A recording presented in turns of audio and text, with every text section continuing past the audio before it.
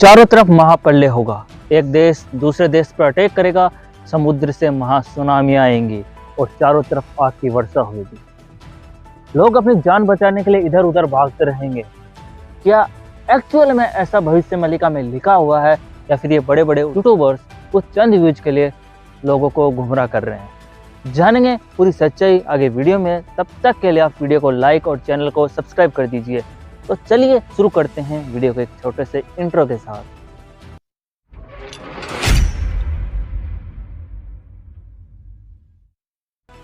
Guys, जैसा भविष्य मलिका में बताया जा रहा है कि ऐसा होने वाला है आगे हाल हमारे भारत देश का, पूरी पृथ्वी का ऐसा होने वाला है, वैसा ही दो और अपने कवि हैं, उन्होंने भी अपनी व्याख्यान में लिखा है कि आने वाला समय कैसा होगा।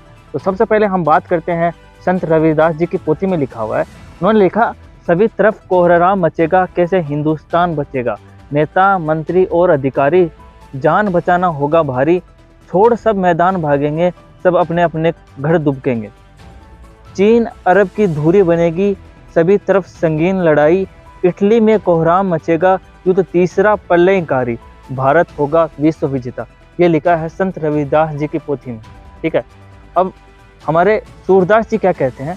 उन्होंने लिखा है, संवत 2000 के ऊपर ऐसा जोग परे, पूर्व पश्चिम उत्तर दक्षिण चहु दिशा काल फिरे, अकाल मृत्यु जग माही व्यापे, प्रजा बहुत मरे।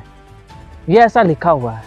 तो गाइस, इसे हम नज़रअंदाज नहीं कर सकते क्योंकि भविष्य मलिका में भी ऐसा समय बताया जा रहा है। हमारे सूरदास जी ने भी ऐसा लिखा है और संत रविदास जी ने भी लिखा है, तो हम इसको ठुकरा तो नहीं सकते। लेकिन आज हम बात करने वाले हैं भविष्य मलिका के बारे में। लेकिन अब बात करते हैं कि भविष्य मलिका एक्चुअल में लिखी किस भाषा में गई है।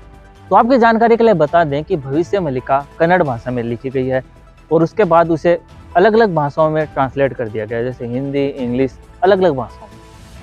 लेकिन बड़े बड़े जो संत हुए हैं, उन्होंने जो भविष्यवाणी की, सबसे पहले उन्होंने पढ़ा था, तो उन्होंने किस बेस पे इसकी भविष्यवाणी की, किस पर तरह से उन्होंने ये बताया कि आगे होने वाला है। एक्चुअली भविष्य मलिका की भविष्यवाणी उसमें लिखे अंकों और घरों के संयोग के आधार पर की गई है। लोग उसी को डिकोड करने की कोशिश करते हैं, लेकिन कई बार होता क्या है कि डिकोडिंग गलत हो जाती है। भविष्य मलिका में अंकों और घरों के संयोग को हर कोई डिकोड नहीं कर पाता, जिसके कारण कई बार भविष्यवाणियाँ गलत हो जाती है। जैसे उसमें एक बार ये भविष्यवाणी की गई थी कि 2023 में चीन भारत पर हमला करेगा, लेकिन आज 2024 की 2 जनवरी आ चुकी है, लेकिन 2023 में ऐसा नहीं हुआ कि चीन ने भारत पर हमला किया। तो कई बार लोग डिकोडिंग गलत कर लेते हैं, जिससे भविष्यवाणी गलत हो जाती है। भविष्य मलिका में लिखी हुई घटनाएं घटित तो अवश्य ही होंगी, क्योंकि हम देखते हैं कि जो पहले घटना उसमें लिखी हुई थी वो घटती रही हैं, तो आगे भी घटेंगी।